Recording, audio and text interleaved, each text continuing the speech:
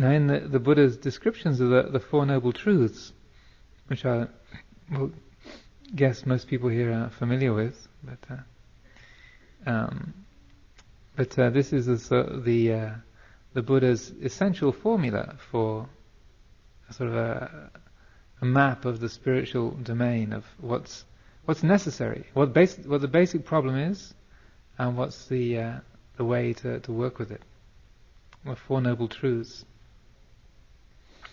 And the familiar way that they're expressed is like they're cast in the form of a Ayurvedic diagnosis. Actually, that's the form the Buddha used. And in Ayurveda, apparently, that you have this four-part diagnosis. You have the nature of the symptom, the cause, the prognosis, is it curable or not, and then the medicine, the methodology of cure. So that's the format. So the Buddha picked that up and used that for the Four Noble Truths to deal with the ailment of unawakenedness, of ignorance. So the symptom of ignorance, as I've been saying, if you start out with avijja, with ignorance, with not knowing, then the result is unsatisfactoriness, dukkha, a feeling of discontent, alienation. And that can be of any kind, subtle or gross, whatever form it takes. So that's the symptom, is I don't like this. It shouldn't be this way. It's probably these kind of ways that we react. That's the symptom that you know. If that's the feeling, then you know that there's some ignorance in the background. We're not seeing clearly. And the cause of that symptom, the cause of the ailment, is where ignorance has caused us to grasp some kind of desire, some kind of urge to get hold of something, to get rid of something, to pursue some kind of pleasant feeling. There's a whole range of different kinds of desire, but it's not just desire of any kind at all. But it's this, and the word tanha, which from the Buddha used, literally means thirst. So it has this quality of craving and agitation. So we can say that is the desire for enlightenment, a cause of suffering? Is the desire to help others? Well, no, there are kinds of desire that are completely wholesome, utterly noble, and have no painful result at all. So it's not like the Buddha wasn't saying every intention or volition towards a goal is intrinsically problematic. It's not that at all. But it's those kinds of desire which are woven in with the sense of self, which have this quality of agitated craving that are the cause of the problem. And so any kind of craving of that kind, for sensual pleasure, for pleasant feeling, craving to become something, ambition, craving to get rid of, to wipe out, to not be, to get rid, to kind of destroy a feeling, a thought, something within us. So these are the different kinds of desire. So then the prognosis is, it's curable. There is this ailment can be cured. We can live. We can experience life completely free from this quality of alienation, of dukkha. We can experience a life that is utterly free, harmonious, easeful. And then the medicine is what's described as the Eightfold Path, or more briefly, virtue, concentration, and wisdom. Virtue, kind of mental training, samadhi, and wisdom. So this is the customary form of the Four Noble Truths. So for each of those truths, there's a way in which they are to be handled, or to be worked with. And the Buddha outlined this in his very first teaching, the very first discourse, after he'd been persuaded by Brahma Sahampati to teach, then he eventually sought out his 5 companions, fellow wanderers that he'd been pursuing ascetic practices with, and who he'd left to find his own way. He went back and sought them out. And then this teaching on the middle way and the Four Noble Truths was the first thing that he described to them. So the first noble truth, that of dukkha, the way to handle it, the way to work with it, is that dukkha is to be apprehended. Like, this is the beginning of the path, is to recognize this is dukkha. Not he doesn't like me, or I want more of this, or I shouldn't be like this, or I wish I was like that, or but to step back from the details and say, oh, this is dukkha. Not wanting this pain in my leg, this is dukkha. Wanting things to be different from the way they are, oh, this is dukkha. So it's that recognition of that quality of dislocation. We apprehend it, we understand it, we recognize what's happening. So then for the second one, the way of handling it is that craving, self-centered craving, is to be let go of. This is why we talk about letting go all the time. Letting go, abandonment. That when we experience, when we see that kind of surging in the heart, wanting this, grasping this, pushing that away, that we respond to that by letting go, by loosening the grip.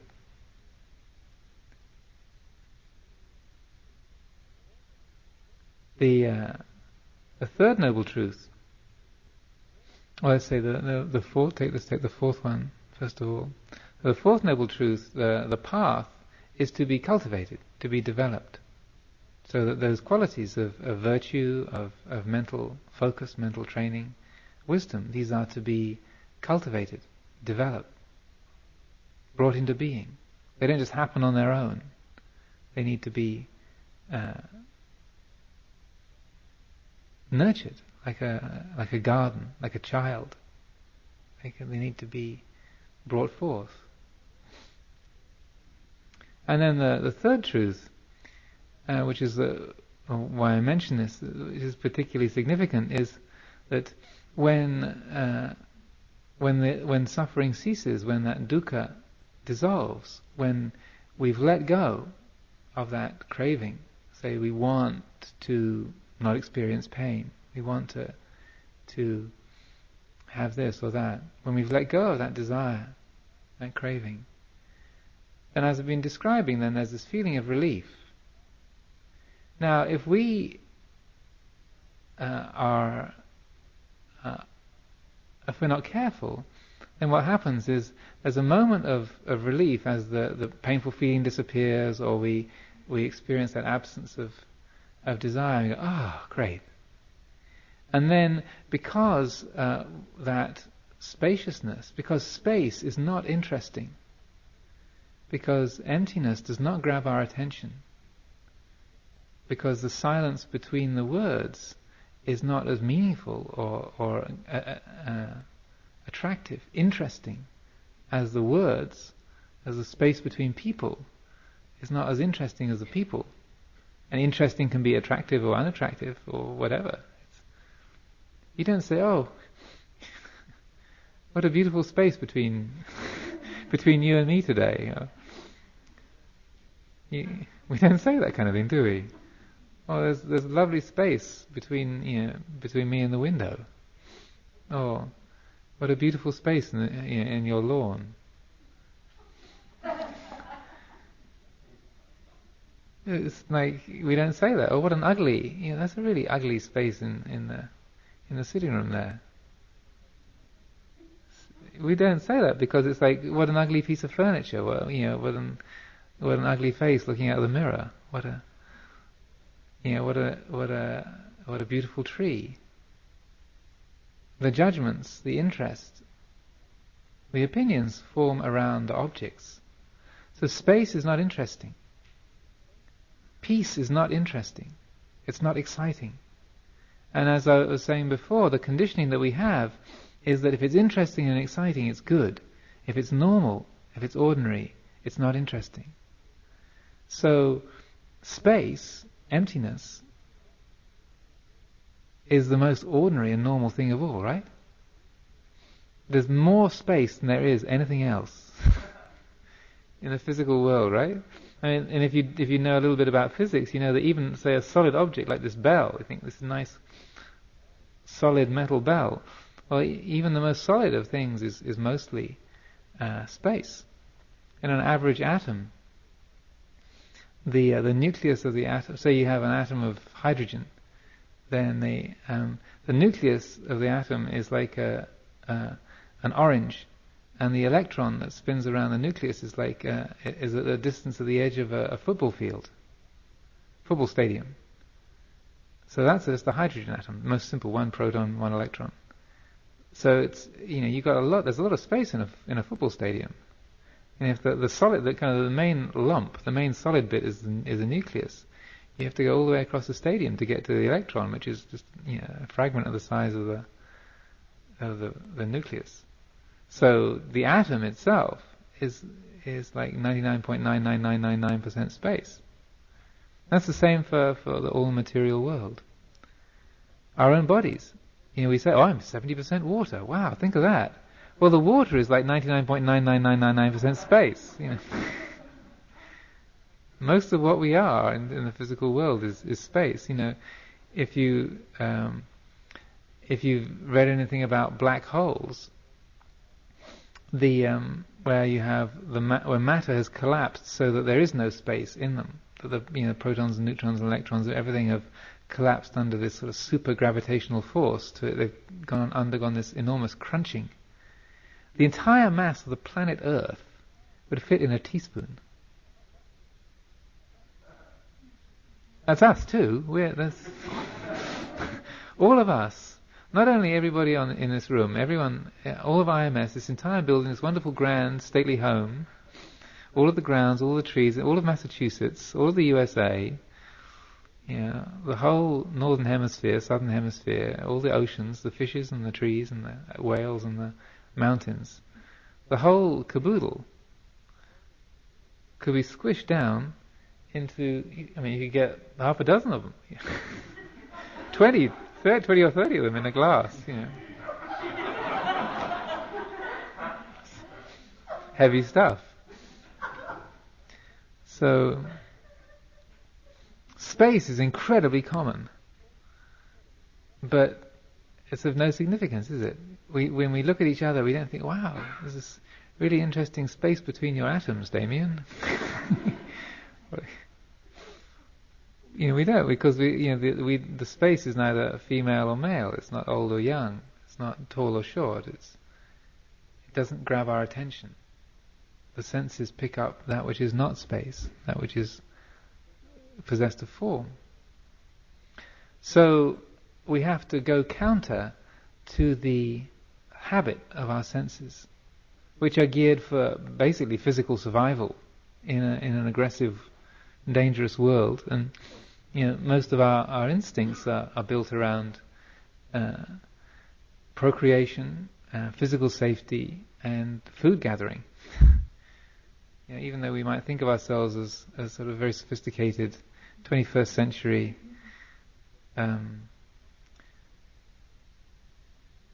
non-violent, ethically correct beings, unfortunately most of our chemistry hasn't quite caught up with the program, and that and particularly the sense world is heavily geared towards the discernment, discrimination in the world of form. That's what its job is. It's what's to keep us physically safe, fed, sheltered, keep the gene pool moving, multiplying. That's what the senses are geared to do. Their kind of job is that keeping the organism in one piece. So we have to consciously pull away from that habit, and not be drawn along by that habit, and to learn to recognize space. So this is with the third noble truth. The way that it's to be handled is that that the ending of dukkha, dukkha nirodha, the cessation of dukkha, is to be realized. Which means when that alienation is dissolved, when that dislocation, dissatisfaction dissolves, like when the hum of the motor stops. It's like staying with the absence of the hum in more than 2 seconds after it's over. It's like realizing, oh, there is now no dukkha. Because all of our instinct, the whole sensory system, says, oh, nothing's happening here, where's the next interesting thing? Where's the next significant thing? Where's the next thought? Where's the next emotion? Where's the perception? Something, because that's what it's geared to do, is to look for the world of things, because there might be something that's going to attack us, there might be something that we can eat, or something that we can mate with. So and I know we do think, I'm a monk, so I'm supposed to be really a sort of, elevated, sophisticated human being, but, in many ways, much of our system is not far above the kind of monocellular, kind of escape it, eat it, or mate with it program. It's a little bit humbling to acknowledge that, and we kind of dress it up in all sorts of very polished ways. Someone was talking about, this used to be a very stately home. You have the deputy governor of Massachusetts used to live here, and they have all these coaches pulling up, and all the people in their grand costumes, and the little shrine room, which is the yoga room where we are, where we have our meal. That used to be the orchestra pit, or the orchestra stand, and then this little room out here, that was the ballroom. So, people swishing in with their crinolines and their tailcoats and their bow ties and they're dripping with diamonds. Meanwhile, the program of, who's mating with who, who's competing with who, get out of my space, this is mine, I want that one, is the subtext. I don't think I would be too presumptuous to suggest that, but we dress it up in these ways. But the conditioning is heavily towards that. So to notice space, to let the mind stay with spaciousness, emptiness, we have to say go against the current of a tremendous amount of conditioning. Which is why the Buddha said, no one's going to understand this. Because because living beings are so heavily conditioned to going with that current. It seems so reasonable, it seems so normal, it seems so obvious. So, say, attending to that which is not tied to the sensory world, attending to the space of the mind, attending to the absence of struggle, letting the heart rest in that openness, that emptiness. It's a tremendously subtle task. But it is also where suffering ceases, where there is no dukkha, where there is true happiness, is accessible. So that and testing, endeavor, it's also in many ways the most rewarding, the most wonderful of all human potentialities.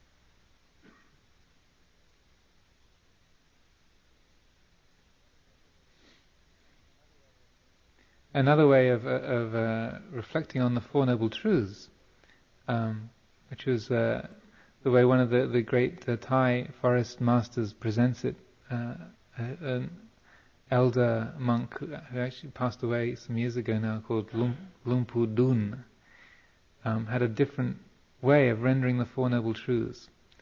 And he kind of switches the order around a little bit, so you get 2, 1, 4, 3. Sort of so, saying the cause of suffering is the mind which reaches out and takes hold of things. And the result of reaching out and taking hold, of grasping, is suffering.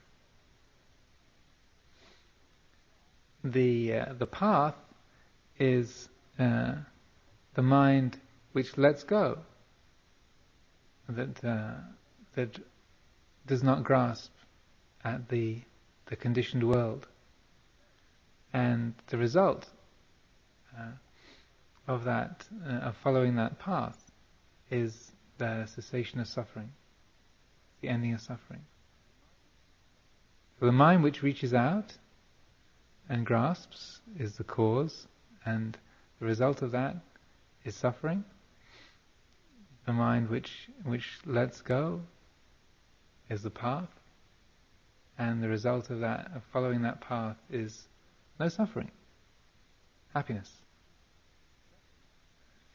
So that's an interesting way of reflecting on it, a very simple and tangible way of looking at it.